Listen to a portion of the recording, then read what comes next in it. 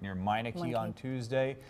We have just learned that little boy has died at the hospital. He was in the hospital ever since with a very serious and grave head wound. We are now being told from the medical examiner he has died. And if there's any new information, we will get it to you at 9 o'clock. More on the story. Right now, though, tearing down the wall at Carroll University. It is the end of a controversial experiment. Yeah, the wall of prejudice was designed to break down stereotypes and kickstart conversation, but did it work? Our Brett Bagansky was in Waukesha to find out.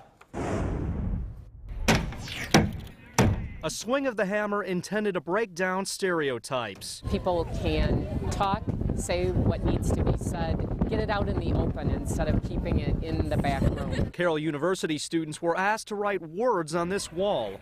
Ones used to discriminate, intimidate, and stereotype. Most of them we can't show you. I just learned that some faculty in classes, students have been asking if they can take time to talk about it in their classes. And that's the whole point of it, is to have discussions. Dean of Students Teresa Berry says the controversial experiment was a success. Even if the university had to move the wall farther from the street because the hateful words offended some people, and some were concerned it was too close to an elementary school. I think nobody can really argue at the larger points that this is something that needs to be addressed, but I think that might have got lost in the past couple of days. Michael Zanatelli and the fraternity Pi Lambda Phi came up with the idea as a way to eliminate and break down prejudice.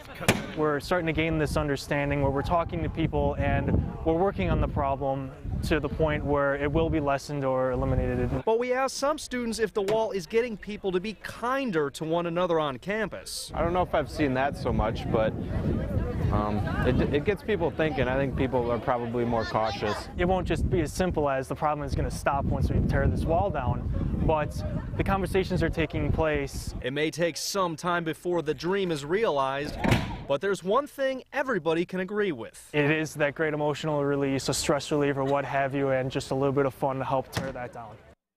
And Carroll University wants to work on more experiments like this in the future. The campus wants to branch out to the elementary schools. The idea being if you get the dialogue started early, the problem will be eliminated eventually. Now, they raise money for programs. They eliminate prejudice.